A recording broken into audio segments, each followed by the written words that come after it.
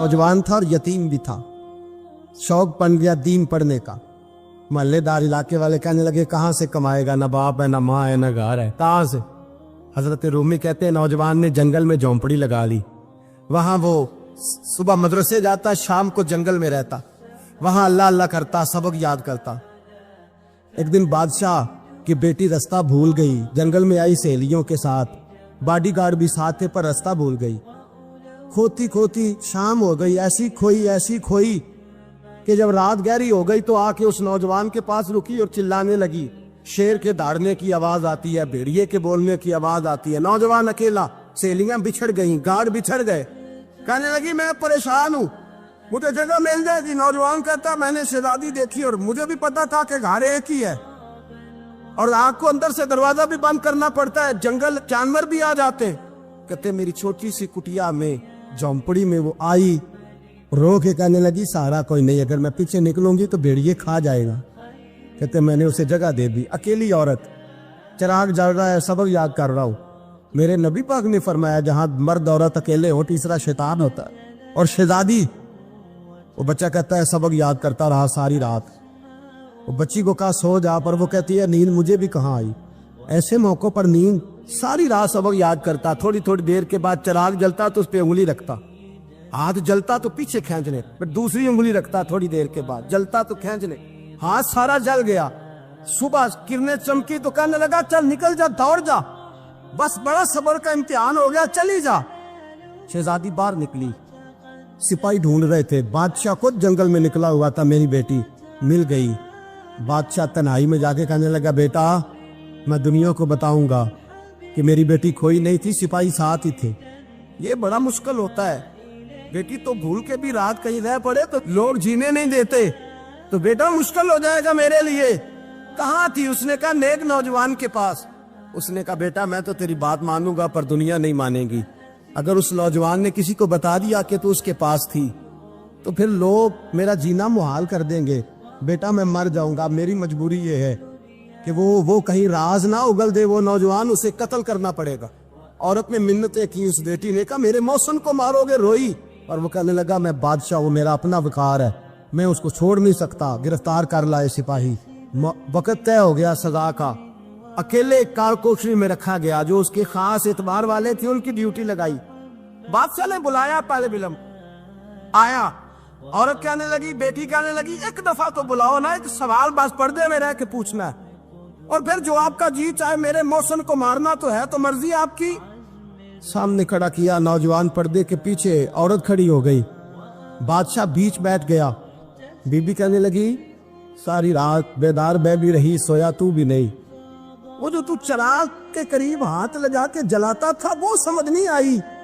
नौजवान रो पड़ा, कहने लगा क्या करूं, मैंने रसूलुल्लाह का दीन पढ़ा है, क्या करूं, मैंने हुजूर का दीन पढ़ा है।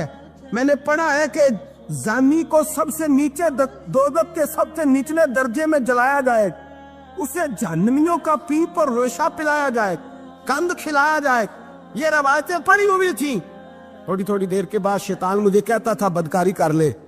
मैं अपना हाथ उसी वक्त जब शैतान मशवरा देता तो मैं आग पे करता। मैं कहता अगर ये बर्दाश्त हो गई तो वो भी हो जाए। जब हाथ जलता तो मैं समझ जाता नहीं तुझसे तो ये नहीं बर्दाश्त होती तो वो कैसे होगी। फिर मुझे शैतान मशवरा देता कोई देख नहीं रहा, तू बुलाने नहीं गया, खुद आई। मैं दूसरी उंगली लगा देता। मैंने हाथ जलाया और मैं समझ गया जब छोटे से चिराग की इतनी सी शमा की आग नहीं बर्दाश्त होती तो दोज़ख कैसे बर्दाश्त होगी। कहते मैं बाज आया। बादशाह ने ये कहानी सुनी, लफ्ज सुने तो चीख मार के रोया।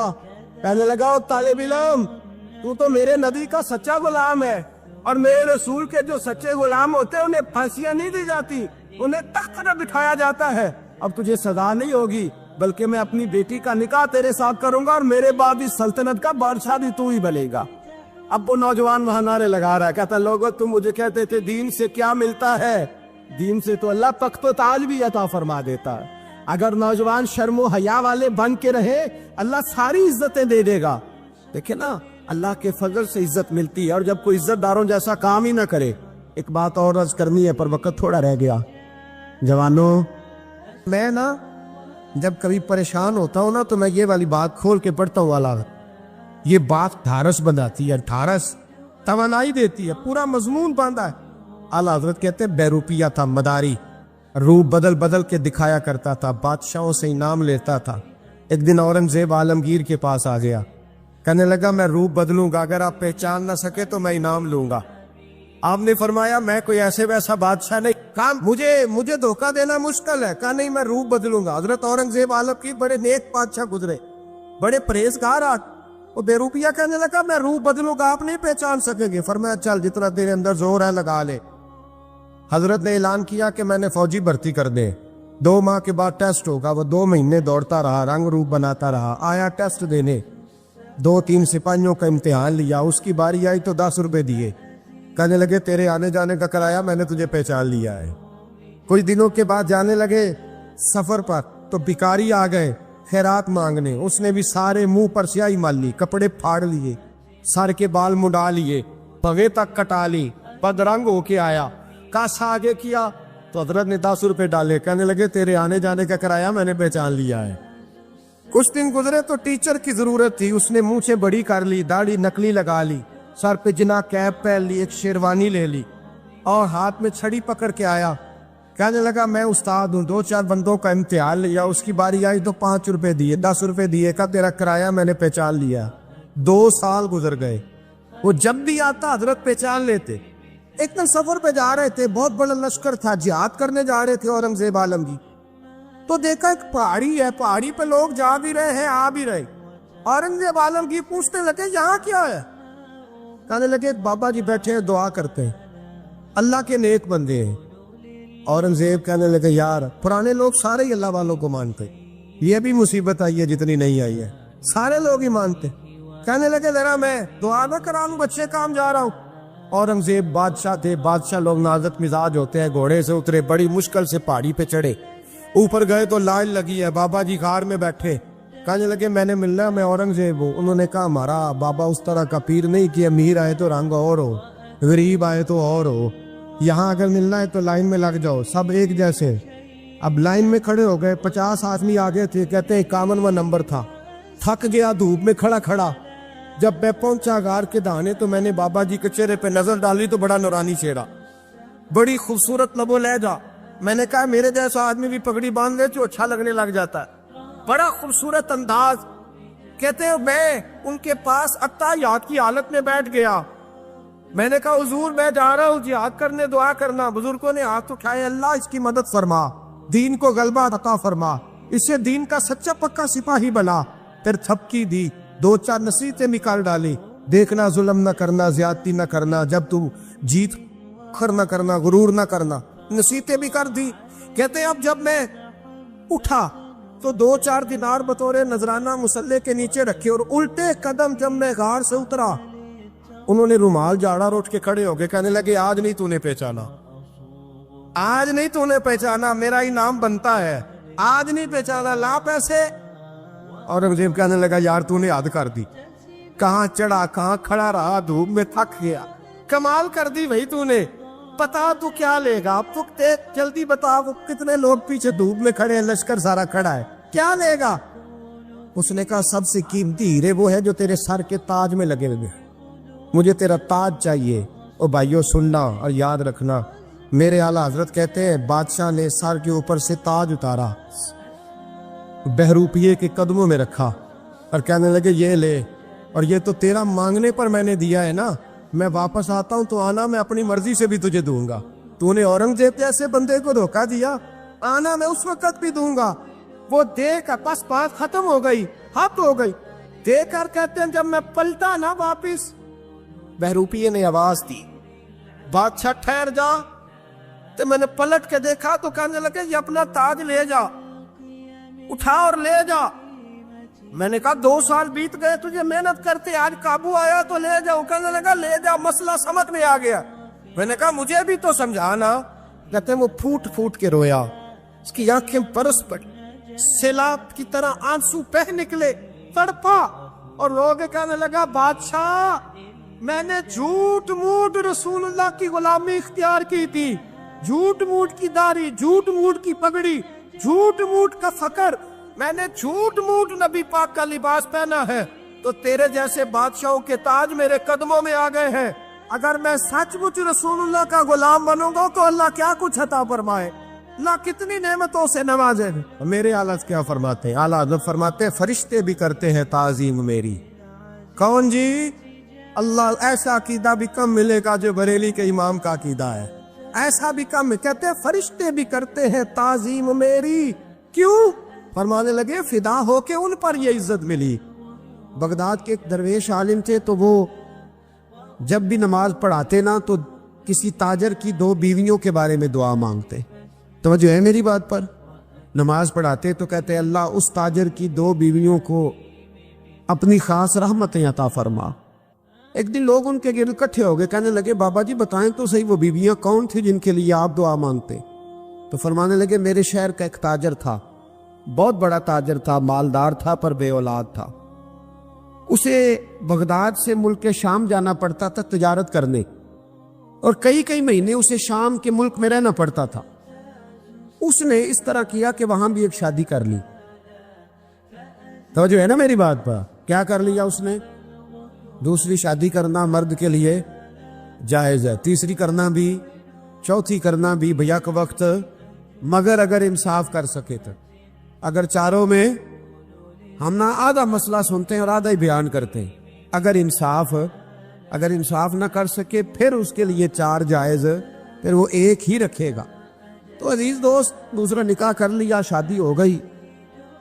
اب وہ وہاں کچھ زیادہ وقت گزارنے لگا، مالدار آدمی تھا، بیوی کو مکان بھی لے کے دے دیا۔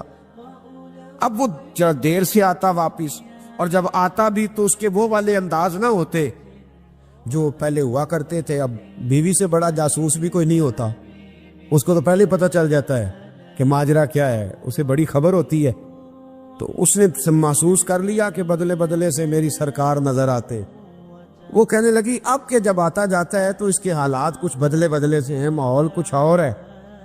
اس نے ایک بوڑھا آدمی جو اس کا عزیز بھی تھا اور سمجھدار بھی تھا اس کو تیار کیا، کہنے لگی اب کہ جب ملک کے شام جائے نا تو اس کا پیچھا کرنا اور خبر کرنا کہ کہاں رہتا ہے، کہاں جاتا ہے، کیا کرتا ہے۔ وہ بوڑھے بزرگ جو تھے وہ خاتون کے کہنے پر کچھ اس نے کرایہ بھی دیا۔ وہ اس تاجر کے پیچھے گئے اور واپس آ کے خبر دی، کہنے لگے کہ یہ تو 2-3 سال بیت گئے، اس نے وہاں بھی شادی کی ہوئی ہے، تجھے بتایا ہی نہیں۔ بی بی بڑی سمجھدار تھی، حوصلہ مند، زیرک، اس نے شور نہیں مچایا۔ اس نے کہا کہ میں نا اب جب آئے گا نا تو طریقے سے بات کروں گی اور پوچھوں گی کہ ایسا کیوں کیا۔ اور یہ بھی اس نے آ کے بتایا کہ اگر تیرے ساتھ نکاح کے بعد اسے اولاد نہیں ملی تو اولاد وہاں بھی کوئی نہیں، یہ مکمل تفصیلات۔ اب جب اس دفعہ خامند آیا تو آتے ہی وہ بیمار ہو گیا، کمزور ہونے لگا۔ اب خاتون نے مناسب نہیں سمجھا کہ آتے ہی دھڑام سے میں اس کے سر پر یہ بت یہ ٹھوڑ دوں کہ تو نے نکاح کیا ہوا ہے اور مجھے بتایا نہیں۔ وہ ذرا تسلی میں رہی، کچھ وہ بیمار تھا، حوصلہ رکھا، خدمت کرتی رہی۔ کچھ دن گزرے تو وہ تاجر انتقال کر گیا، فوت ہو گیا۔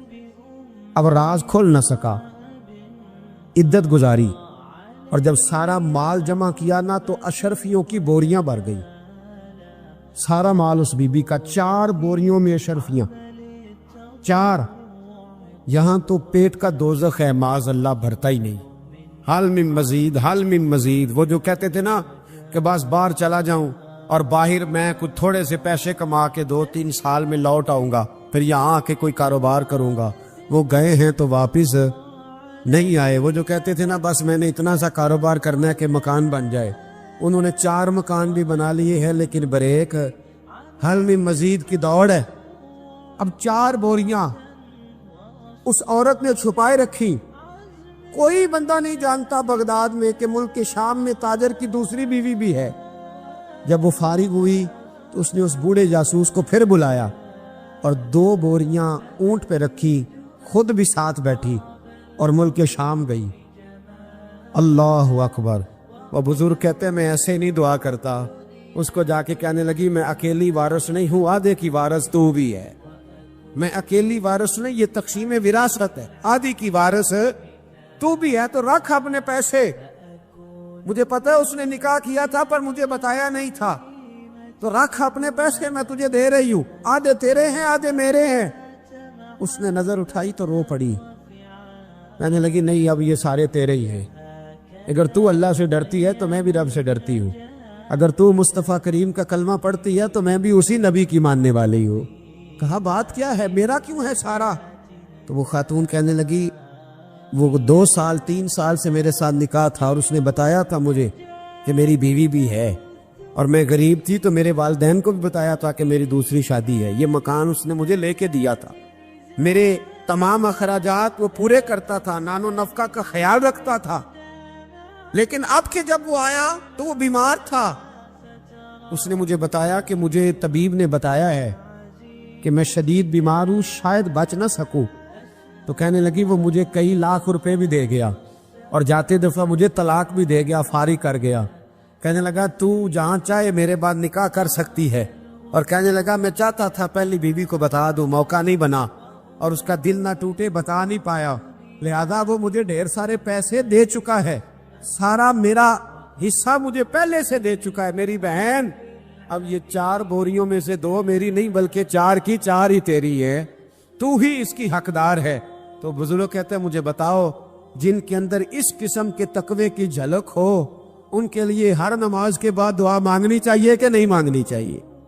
حضرت عمر کے زمانے میں نا ایک نوجوان تھا، نیک تھا، مسجد جایا کرتا تھا رات کو۔ تو مسجد جا رہا تھا تو رستے میں ایک عورت نے دعوت گناہ دی، ابن عساکر نے اس کو لکھا ہے۔ تو نوجوان تھا، خواہشات تھی، کچھ طبیعت مائل ہو گئی، ابھی ادھر جا ہی رہا تھا کہ کسی نے آیت پڑھ دی والی من خاف مقام ربی جنتان، جو رب کے سامنے کھڑے ہونے سے ڈرے گا اللہ 2 جنتیں دے گا۔ واقعی ڈر گیا، وہ واقعی ڈر گیا، اتنا ڈرا کہ بے ہوش ہو کے گر پڑا۔ بیماری سے لوگ بے ہوش ہوتے ہیں، پیسے ڈوب گئے بے ہوش ہوتے ہیں، بچے کے غم میں بے ہوش ہوتے ہیں۔ سچ بتاؤ کبھی خوف خدا سے بھی بے ہوش ہوتا کوئی دیکھا ہے؟ ہمارے ہاں تو روز مرہ ہی نہیں ہے بھائی، اور بڑی باتیں ہیں بے ہوش ہونے کی، ڈرنے کی، غش کھانے کی۔ بے ہوش ہو کے گر پڑا، بوڑھے باپ کو کسی نے بتایا بچہ بے ہوش پڑا ہے، اٹھا کے گھر لائے، گھر لا کے کہا بیٹا کیا ہوا؟ نوجوان ہے، چڑھتی جوانی ہے پر پاکیزہ بڑی ہے۔ کہنے لگا ابا جی گناہ کی طرف چلا گیا تھا، پر میں نے آیت سن لی جو اللہ کے سامنے کھڑے ہونے سے ڈرے گا رب 2 جنتیں دے گا، میں ڈر گیا تھا، رب واقعی 2 جنتیں دے گا۔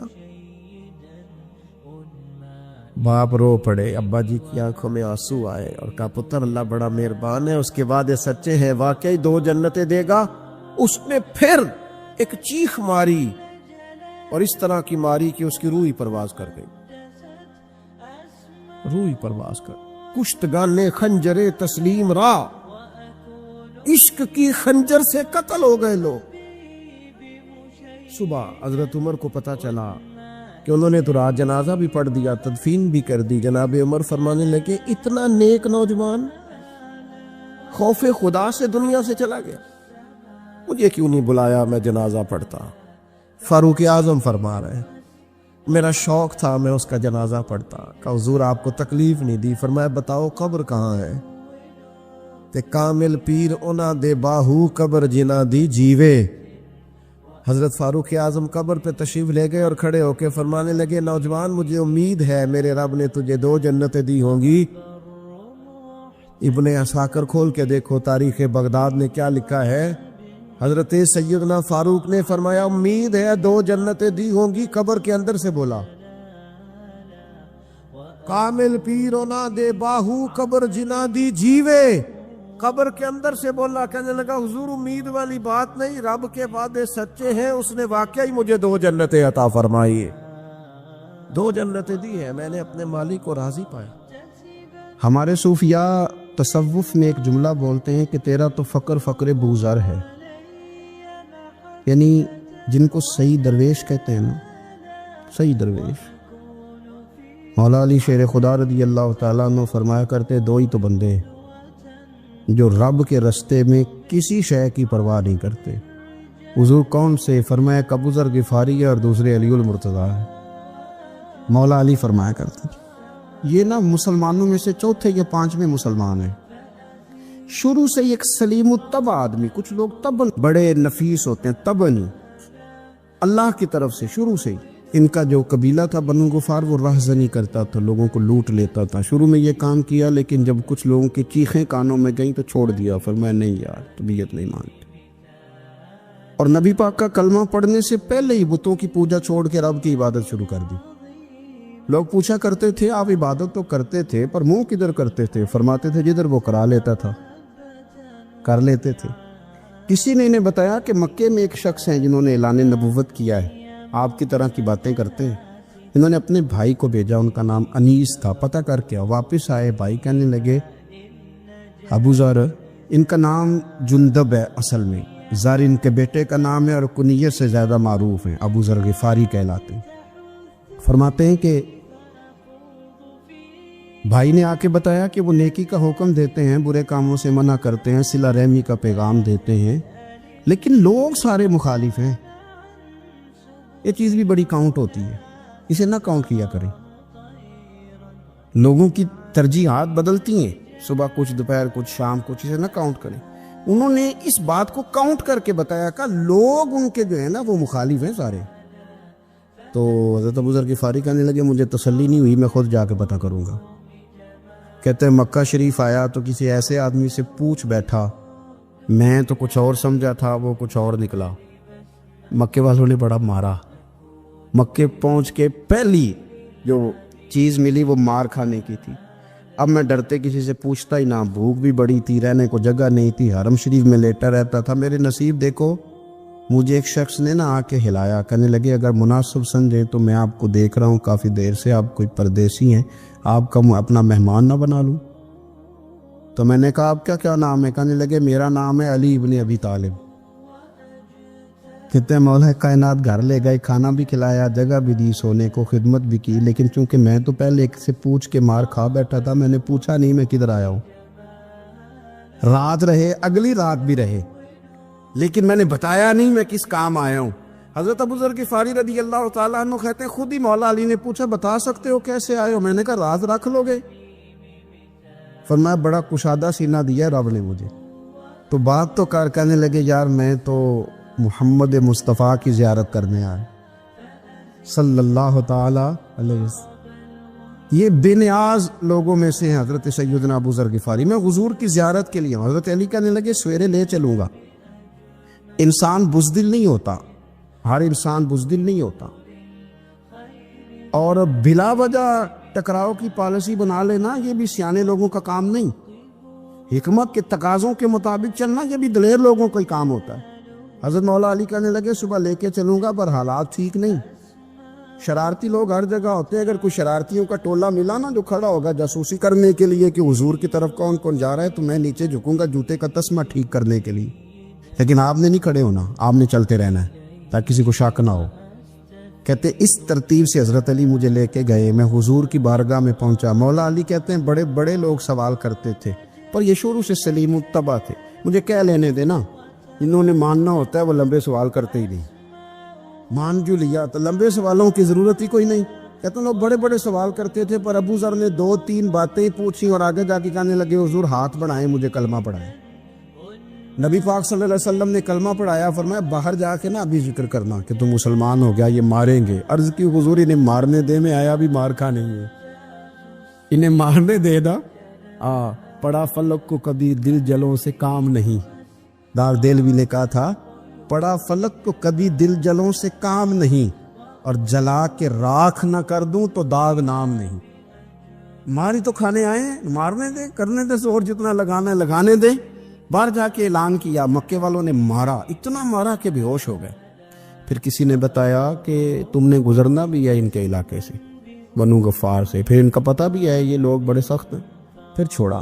تپن بڑے جلالی تھے، زاہد مزاج تھے، فرماتے تھے کہ جو تمہاری ضرورت سے زیادہ ہے وہ سارا صدقہ کرو۔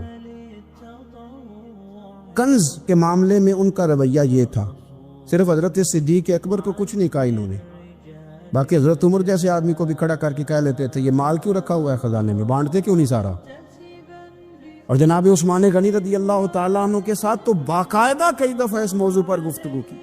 وہ کہتے تھے کہ جب اللہ کہتے ہیں قرآن میں کہ مال دولت جمع نہیں کرنی، تو وہ جو لوگ تھے وہ بھی بڑی شانوں والے تھے. وہ کہتے تھے کہ اللہ نے جب زکوٰۃ فرض کی تو مال جمع ہوتا ہے تو زکوٰۃ فرض ہوتی ہے نا. جب فطرانے کا کہا تو مال ہوتا ہے تو فطرانہ آتا ہے نا. تو آپ جو کہہ رہے ہیں وہ ٹھیک ہے، پر آپ اعلیٰ بات کر رہے ہیں تقوی کی، سارا بانٹو. تو حضرت ابو ذر غفاری کہتے تھے چلو ٹھیک ہے تمہاری بھی بات مان لیتا، پر یہ بتاؤ مدینے والے کا اپنا طریقہ کیا ہے؟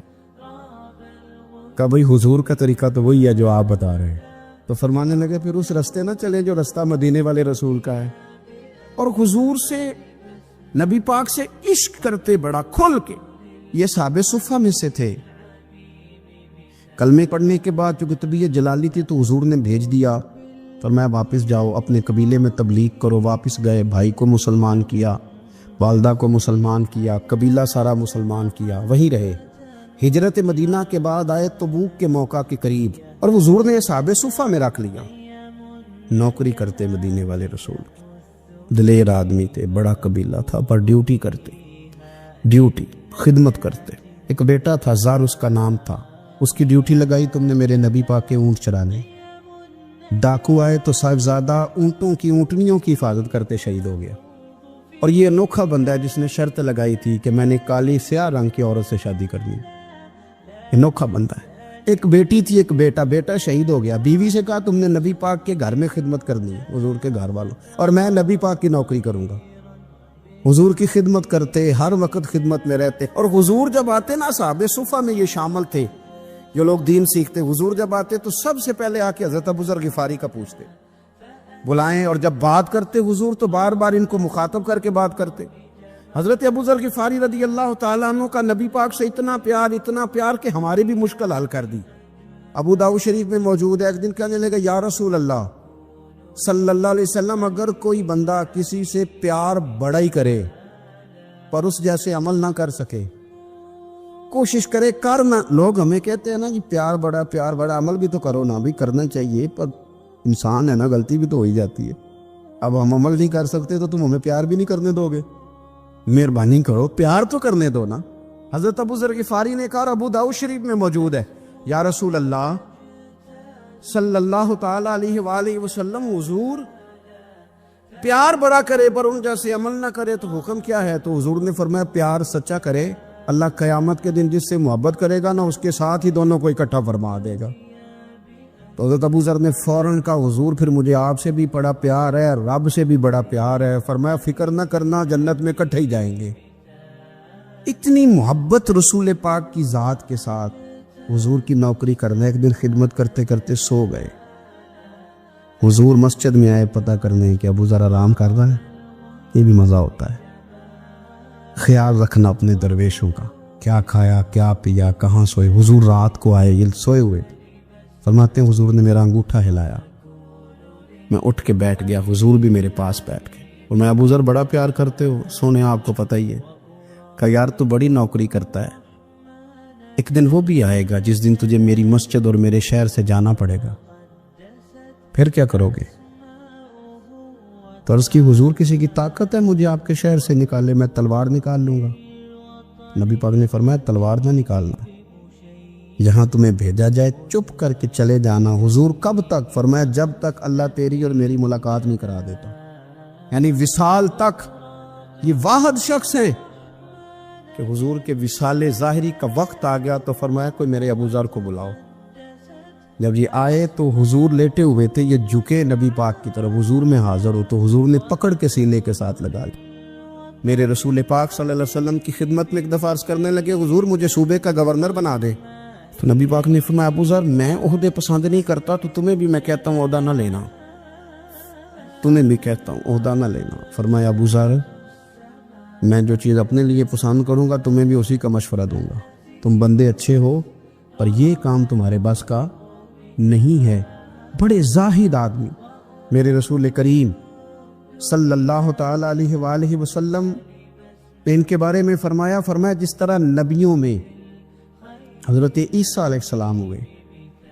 حضرت عیسیٰ دیکھیں نا، انبیاء میں اللہ تعالیٰ نے ہر قسم کی عظمت نبیوں کو دی. جناب سلیمان علیہ السلام کا تو تخت بھی ہوا میں اڑتا تھا، جن تک تابع دار تھے. اور نبیوں میں حضرت عیسیٰ بھی ہیں جن کے پاس گھر بھی کوئی نہیں، شادی بھی کوئی نہیں کی، اینٹ سرانے رکھ کے تکیہ بناتے. ایک ان کے پاس کنگھی تھی اور ایک پیالہ تھا. دیکھیں جو بندہ نیک ہو نا وہ بھی نیک ہیں, اللہ کے نبی ہیں.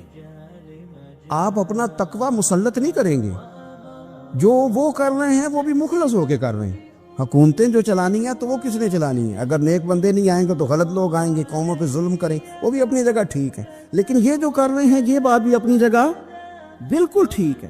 ہم پتہ کیا کرتے ہیں, ہم چیزوں کو مسلط کرتے ہیں, ایک دوسرے پر مسلط نہیں کرے چیزوں کو. آپ جو کر سکتے ہیں, جو رستہ آپ کو صحیح لگتا ہے اختیار کر لیں. یہی تو ہمارے دین کا حسن ہے کہ سارے رستے واضح کر کے ہمیں دکھاتا ہے. حضرت عیسیٰ علیہ السلام نے ایک دن دیکھا کہ ایک بندہ نا انگلیوں کے ساتھ اپنے بال سیدھے کر رہا ہے, تو آپ نے فرمایا یار کنگھی کے بغیر بھی کام چل سکتا ہے.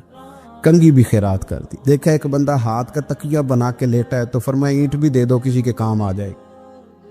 ایک دن دیکھا کہ ایک بندہ نا یوں چلو میں پانی پی رہا ہے, فرمایا پیالہ بھی رہنے دو, اس کے بغیر بھی کام چل ہی جاتا ہے. جناب عیسیٰ کا یہ زہد تھا. میرے نبی پاک علیہ السلام نے فرمایا جس نے جناب عیسیٰ کا زہد دیکھنا ہو وہ میرے ابو ذر غفاری کو دیکھے. ان کو دیکھے, یہ دنیا میں جناب عیسیٰ کے زہد کے مطابق چلتے پھرتے ہیں. ساری زندگی دولت کو, مال کو پسند نہیں کیا. جہاں رہتے تھے ایک گورنر صاحب نے 300 دینار تحفے میں بھیجے. تو ایک ہوتا ہے نا بندہ کہتا نہیں نہیں ضرورت نہیں. اور حضور سید عالم صلی اللہ علیہ وسلم نے حضرت عمر سے فرمایا تھا جو خود بخود آ جائے وہ قبول کر لو اللہ کی طرف سے. لیکن ان کا رنگ فقیری والا تھا اور تھوڑا انوکھا تھا. 300 دینار آئے تو فرمانے لگے اسے جا کے کہو تمہیں کوئی اور بندہ نہیں ملا دھوکہ دینے کے لیے, میرے گھر ہی مال بھیج دیا ہے. فرمانے لگے میرے پاس گدھا ہے سواری کرنے کے لیے, میرے پاس بکریاں ہیں دودھ پینے کے لیے, میرے پاس ایک چادر اضافی ہے سامان میں سے. میں تو ڈرتا ہوں کہ رب کہیں اس چادر کے بارے میں سوال نہ پوچھ لیں, اور تم ہو کہ میرے پاس یہ لے کے آئے ہو. حضرت عثمان غنی کے پاس جا کے کہا کرتے کتنا لوگوں کے پاس پیسہ آ گیا ہے, ہر بندے کے گھر میں مال ہے, یہ کیا ہو رہا ہے, لوگوں سے کہیں خرچ کریں غریبوں پہ. عثمان غنی فرمانے لگے تمہیں تو خوش ہونا چاہیے کہ میرے دور میں لوگ خوشحال ہو گئے. آپ فرمانے لگے نہیں, وہ والا رنگ زیادہ بہتر ہے جو مدینے والے نے اختیار فرمایا, کیونکہ کچا رنگ للاری والا چڑھدا تے لیندا رہندا عشق تیرے دا رنگ محمد, جدوں چڑھ جائے پھر نہیں لیندا. آپ کی طبیعت کے اندر دولت سے بیزاری. حضرت ابو درداء, حضرت ابو موسیٰ اشعری, حضرت ابو ہریرہ رضی اللہ تعالی عنہ, یہ سمجھ لیں ان کے کلاس فیلو تھے, ان کے ساتھ پڑھا تھا انہوں نے. حضرت ابو ذر غفاری ان پر بھی جلال کرتے. آپ یقین کریں کہ طبیعت نا ایسے کیف میں آ گئی ان کو پڑھ کے. ان کو پڑھا جب کچھ دنوں سے تو کچھ انوکھا, یہ انوکھی وجہ ہے, سارے زمانے سے نرالے ہیں. یہ بندے کون سی بستی کے یار اب رہنے والے ہیں, یہ کس طرح کے لوگ ہیں, کیا سوچ ہے. حضرت ابو درداء رضی اللہ تعالیٰ عنہ کے گھر کے قریب سے گزرے تو حضرت ابو درداء مکان بنا رہے تھے. کیا جملہ کہا, تڑپ گئی روح. فرمانے لگے ابو درداء تجھ سے مجھے یہ امید نہیں تھی یار. فرمایا کیا ہوا؟ فرمانے لگے اب تیرا مکان بنانے کے لیے بھی اللہ کے بندوں کی پشتوں پر اینٹیں رکھی جائیں گی. تیرا مکان بنانے کے لیے رب کے بندوں کی پشتوں پر اینٹیں تیرے لیے. حضرت ابو درداء نے گردن جھکا لی. فرمایا یار جہاں تو ہے نا تو بالکل ہی ٹھیک کہتا ہے. کیوں؟ میرے نبی پاک صلی اللہ علیہ وسلم نے فرمایا اس زمین کے اوپر اور آسمان کے نیچے ابو ذر غفاری سے سچا بندہ کوئی نہیں, ان سے زیادہ سچا کوئی نہیں. فرمایا تو ٹھیک کہتا ہے یار, صحیح کہتا ہے. حضرت ابو موسیٰ اشعری رضی اللہ تعالیٰ عنہ کو گورنر بنا دیا گیا عراق کا. اب حضرت ابو موسیٰ اشعری صحابہ میں ایک بڑے جلیل القدر صحابی ہے, اور ان کی عظمتیں, رفعتیں, بلندیاں کیا کہنا, بڑی گہری دوستی تھی. لیکن جب وہ گورنر بن گئے نا تو آپ نے فرمایا بس بھئی اب تو نے عہدہ لے لیا ہے, یہ بندے کو ٹھیک نہیں رہنے دیتی تھی, اب تو عہدے میں چلا گیا. بڑی مدت کے بعد ملاقات ہوئی حضرت ابو موسیٰ اشعری کے ساتھ. وہ دوڑ کے آئے حضرت ابو ذر غفاری کے گلے ملنے, میرا بھائی میرا بھائی. فرمایا پیچھے ہٹ جا, میں نہیں تیرا بھائی, تو گورنر ہے, میں غریب آدمی ہوں, اپنا کام کر. پھر دوڑ کے آئے. فرمایا ابو ذر تو میرا بھائی ہے یار, اکٹھے پڑھتے تھے حضور. فرمایا نہیں جا, تو نہیں میرا بھائی. پھر آئے. جانتے تھے نا یہ سچا بندہ ہے, یہ سچا بندہ ہے, یہ تقریروں والا نہیں, صرف وعظوں والا نہیں, اس کے اندر بھی بڑی سچائی ہے.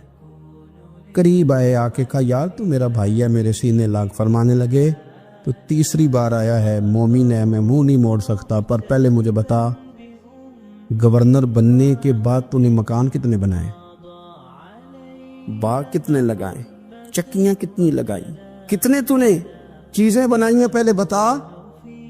حضرت ابو موسیٰ اشعری نے ان کا ہاتھ پکڑا، رونے لگے، کہنے لگے جس محبوب سے تو نے تربیت لی ہے میں بھی انہی کا نوکر ہوں، جن کپڑوں میں عراق گیا تھا میرے آج بھی وہی ہیں یار۔ کیا بات کرتا ہے تو میرے وہی ہیں، مجھے بتا اگر یہ عہدے خدمت کے ہم نہیں لیں گے تو پھر کیا ظالموں کو دیں گے، غیروں کو دیں گے؟ نہ کر، کچھ نہیں بنایا۔ حضرت سیدنا ابو موسیٰ اشعری رضی اللہ تعالیٰ عنہ روئے، اور جب کہا نا کوئی شے نہیں میرے پاس، تو فرمایا اچھا چل آ جا، پھر سینے لگ جا، تو واقعی میرا بھائی ہے۔ پھر حضرت ابو ذر غفاری نے محبت فرمائی، وہ درویشی، وہ فقیری، وہ سادگی، وہ نورانیت، وہ دل کے ساتھ اندر۔ ہمارے تو بہت سارے لوگ ہیں جو کہتے ہو کہاں لے جانا ہے مال، کیا ضرورت ہے مال کی، ہر وقت مال کی مخالفت کرتے، لیکن دل ان کا کہتا ہے کہ آئے صحیح، کسی طریقے سے پہنچے صحیح۔ حضور نے فرمایا بعض لوگوں کی زبانیں شہد سے زیادہ میٹھی، دل بھیڑیے سے زیادہ خطرناک، اوپر سے کہہ کچھ رہے ہیں اندر حالات کچھ اور ہیں۔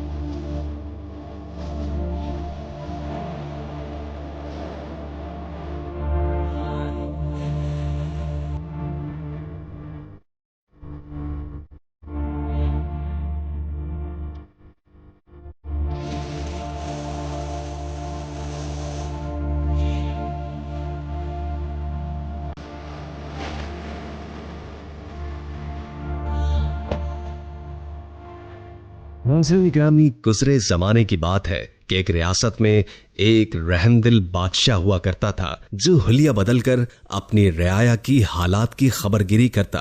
ایک دن بادشاہ اپنے محل میں اداس اور پریشان بیٹھا ہوا تھا کہ اتنے میں اس کا وزیر اس کے پاس آیا اور اس نے بادشاہ کو رنجیدہ اور خاموش پایا۔ بادشاہ کی یہ حالت دیکھ کر وزیر بھی پریشان ہوا اور وزیر نے اسے سلام کیا تو بادشاہ نے کوئی جواب ہی نہیں دیا کیونکہ وہ اپنی سوچوں میں مگن تھا۔ وزیر نے دوبارہ سلام کیا مگر بادشاہ نے پھر بھی سر اٹھا کر نہیں دیکھا۔ اب تو وزیر کو بہت تشویش ہونے لگی۔ وزیر نے ایک دفعہ پھر بھرپور آواز سے سلام کیا اور پوچھا کہ آپ اس قدر خاموش اور رنجیدہ کیوں ہیں؟ बादशाह अब की बार होश की दुनिया में लौटा और उसने वजीर को जवाब दिया कि कभी कभी मेरी ऐसी हालत हो जाती है कि किसी से मेरा बात तक करने का जी नहीं चाहता। आज भी मेरी हालत कुछ ऐसी ही है। अब तुम आ गए हो तो कोई अच्छी बात ही कर दो ताकि मेरा दिल बहल जाए और मूड खुशगवार हो जाए। वजीर ने कहा कि बादशाह सलामत, आपकी याद दहानी के लिए ये अर्ज करता चलूं कि आपके शहर में आज गश्त का दिन है। इसी तरह आपका दिल भी बहल जाएगा और अगर मुनासिब समझें तो लिबास बदलकर शहर में चलें, वरना हम फिर किसी और रोज चलते हैं। बादशाह ये सुनकर बोला कि नहीं, हम आज ही चलेंगे। और फिर वजीर से ये कहकर वो तैयार होने चल दिया। फिर थोड़ी ही देर के बाद इन दोनों ने अपने लिबास तब्दील किए और भेस बदलकर महल के खुफिया दरवाजे से निकलकर शहर की तरफ चल पड़े। वो यहाँ वहां मुख्तलिफ गलियों में चलने लगे थे कि रास्ते में पहुंचकर उन्होंने देखा कि एक नाबीना फकीर खड़ा हुआ है। ये दोनों उसकी तरफ बढ़े। आहट सुनकर सदा लगाई तो बादशाह ने एक सिक्का निकालकर फकीर के हाथ में रख दिया और आगे बढ़ने लगे। तो फकीर ने उसका दामन पकड़कर कहा कि जिस तरह तुमने मुझसे हमदर्दी करते हुए सिक्का दिया है, इसी तरह मेरे मुंह पर एक थप्पड़ भी लगा दो। बादशाह ये अजीब व गरीब ख्वाहिश सुनकर बड़ा हैरान हुआ और उसे एक नाबीना फकीर समझकर आगे बढ़ने लगे। लेकिन फकीर ने उनका दामन न छोड़ा और इस बात पर इसरार करने लगा कि मेरे मुंह पर एक चांटा जरूर मारकर चाहिए, और अगर ये मंजूर नहीं तो अपना सिक्का वापस ले लीजिए, मुझे इसकी जरूरत नहीं है। ना चाहते हुए भी बादशाह ने उसके मुंह पर हल्के से चांटा रसीद कर दिया और फिर वो लोग आगे बढ़ गए। कुछ ही दूर जाने के बाद बादशाह के दिल में ख्याल आया कि नाबीना फकीर ने जो ये हरकत की है तो जरूर इसके पीछे कोई राज दफन है, वरना कौन इस तरह सिक्के के लिए अपने मुंह पर थप्पड़ लगवाता है। उसे जुस्तजू हुई कि वो जरूर ये राज पता करेगा। चुनाचे बादशाह ने अपने वजीर से कहा कि वो उस फकीर को जाकर बता दे कि उसको ये सोने का सिक्का बादशाह ने दिया है और उसका हुक्म है कि वो कल दोपहर को उसके दरबार में हाजिर हो। वजीर ने बादशाह के हुक्म की तामील की। फिर खैर ये दोनों आगे बढ़ गए और इसी तरह शहर की मुख्तलिफ गलियों और बाजारों में घूम फिर कर लोगों के हालात और मसाइल मालूम करने लगे। उन्होंने शहरियों से हुकूमती कारिंदों के हवाले से बातचीत भी की। फिर बादशाह और उसका वजीर काफी देर शहर में गुजारने के बाद खुफिया रास्ते से महल में वापस आ गए। अगले दिन दोपहर को वही नाबीना फकीर बादशाह के दरबार में हाजिर हुआ। बादशाह ने फकीर से पूछा कि तुम्हारा नाम क्या है और तुमने सवाल करने के बाद अपने मुंह पर चांटा क्यों लगवाया, ये कैसा माजरा है। अंधे फकीर ने सवाल सुनकर बड़े अदब से जवाब दिया कि जनाब आली, मैं आपके इसी शहर का रहने वाला हूँ। मेरे बाप ने मरते वक्त जो रुपया पैसा छोड़ा था वो मैंने फजूल खर्ची में बहुत जल्द उड़ा दिया और फिर तंगदस्त हो गया। फिर मेरी बीवी ने मेरी ये नामाकूली और फजूल खर्ची पे नजर रखकर उसने मुझे समझाया और मैंने उसके कहने पर 2 ऊंट खरीदे और तिजारत को अपना पेशा बना लिया। जल्द ही मेरे काम में बड़ी तरक्की हुई और रफ्ता रफ्ता मेरी माली हालत बेहतर से बेहतर होती चली गई और मैं खुशहाल हो गया। अब मेरे पास 80 ऊंट थे और मेरा काम बहुत अच्छा चल रहा था। एक दिन सौदागर का माल लेकर मैं बंदरगाह पर पहुंचाकर वापस शहर आ रहा था कि रास्ते में एक जगह पर कुछ देर आराम करने के लिए बैठ गया। ऊंटों को भी मैंने उनके चरने के लिए छोड़ दिया। कुछ ही देर गुजरी थी कि एक दरवेश मेरे पास आया और बैठ गया। सलाम दुआ के बाद हम आपस में बातें करने लगे। एक दूसरे से वाकफियत हुई। फिर हमने साथ ही खाना खाया। उसी दौरान दरवेश ने मुझसे कहा कि इस जगह के करीब जो पहाड़ी है उसमें इतना बड़ा खजाना छुपा हुआ है कि अगर तुम इसे अपने सारे ऊंटों पर भी लाद दो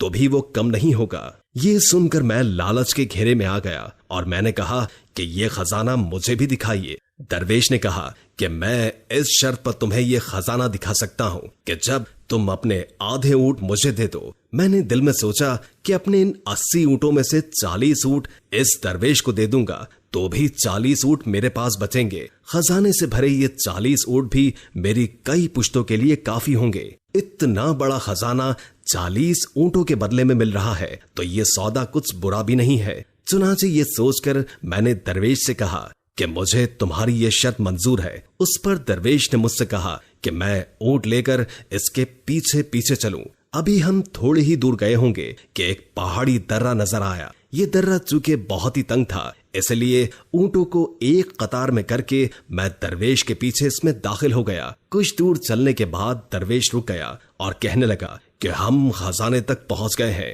اونٹوں کو یہاں بٹھا دو۔ میں نے اس کے کہنے پر اونٹوں کو ادھر ہی بٹھا دیا۔ پھر وہ مجھے اپنے ساتھ لے کر آگے چلا۔ چند قدم چل کر اس نے لکڑیاں جمع کر کے آگ جلائی اور آگ پر کوئی خوشبودار سفوف چھڑک کر کچھ پڑنے لگا جسے میں سمجھ نہ سکا۔ کچھ ہی لمحوں کے بعد اچانک زمین لرزنے لگی اور ایک جگہ سے پھٹ گئی۔ جس جگہ یہ زمین پھٹی وہاں پر ایک عالی شان دروازہ نظر آیا۔ درویش نے مجھے اشارہ کیا کہ آؤ، اور پھر ہم دونوں اسی دروازے میں داخل ہو گئے۔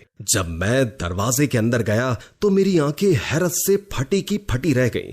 ہر طرف ہیرے جواہرات کے انبار لگے ہوئے تھے۔ میں اس کو دیکھتے ہی لالچیوں کی طرح چمٹا اور یہ زر و جواہرات اپنے اونٹ پر لادنا شروع کر دیا۔ جب سارے اونٹ بھر گئے اور ہم واپس جانے لگے تو درویش نے چاندی کی ایک ڈبیا ایک صندوق سے نکالی اور اپنی جیب میں رکھ لی۔ اس کے بعد اس نے پھر کچھ پڑھنا شروع کیا جس کو میں سمجھ نہ سکا۔ ابھی ہم دروازے سے نکلے ہی تھے کہ زمین پھر ہلی اور خزانے کا دروازہ خود بخود بند ہو گیا۔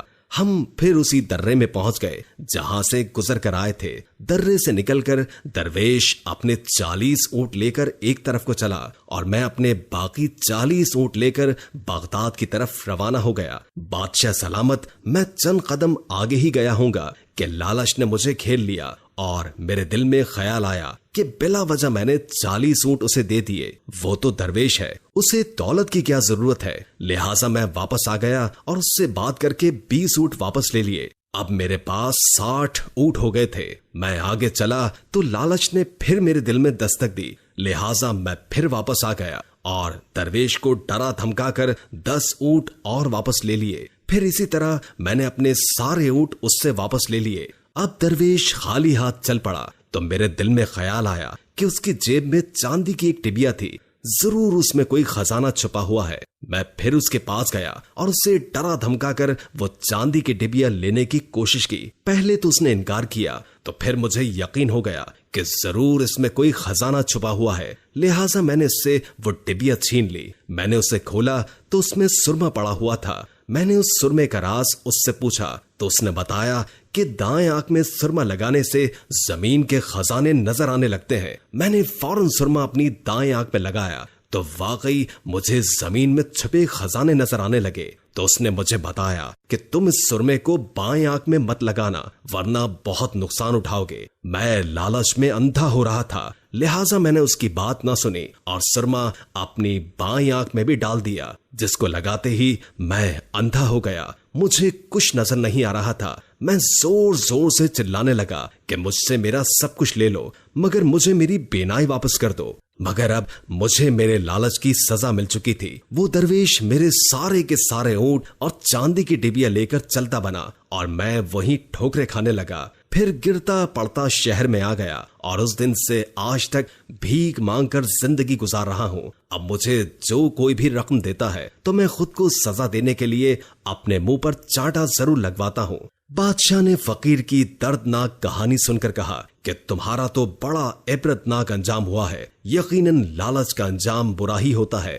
بادشاہ بڑا رحم دل تھا، اس نے کہا کہ آج سے تمہیں شاہی خزانے سے کچھ رقم ملتی رہے گی جو تمہارے گزر بسر کے لیے کافی ہوگی، لہٰذا تم آج سے بھیک مانگنا بند کر دو۔ پھر فقیر بادشاہ کو دعائیں دیتا ہوا دربار سے چلا گیا۔ دوستو، جب بھی ہم لالچ میں کوئی بھی کام کرتے ہیں تو لالچ کی ایک نہ ایک دن سزا ہمیں ضرور ملتی ہے، کیونکہ لالچ میں ہم سب سے زیادہ اپنا ہی نقصان کر جاتے ہیں۔ جب ہمارے اوپر لالچ کی کیفیت طاری ہو جاتی ہے تو ہماری آنکھوں کے گرد سیاہ پٹی بن جاتی ہے جس کے پار ہمیں کچھ بھی نظر نہیں آتا۔ ہم اپنا تجزیہ نہیں کرتے کہ اگر ہم نے یہ کام کیا تو اس کا انجام کیا ہوگا۔ ہم انجام بنا سوچے سمجھے اندھا دھن لالچ کے دریا میں تیرنے کے لیے تیار ہو جاتے ہیں، مگر جب لالچ از حد بڑھ جاتی ہے تو اس لالچ کے دریا میں طوفانی حملہ ہوتا ہے۔ پھر ان حالات میں ہم تیرنے کا ہنر بھی بھول جاتے ہیں اور اسی لالچ کے دریا میں غرق ہو کر رہ جاتے ہیں۔ اس لیے جو کچھ ہمارے پاس ہے اس پر شکر کرنا بے حد ضروری ہے۔ اللہ پاک آپ کو اور ہمیں اپنے شاکر بندوں میں شامل فرمائے. آمین ثم آمین.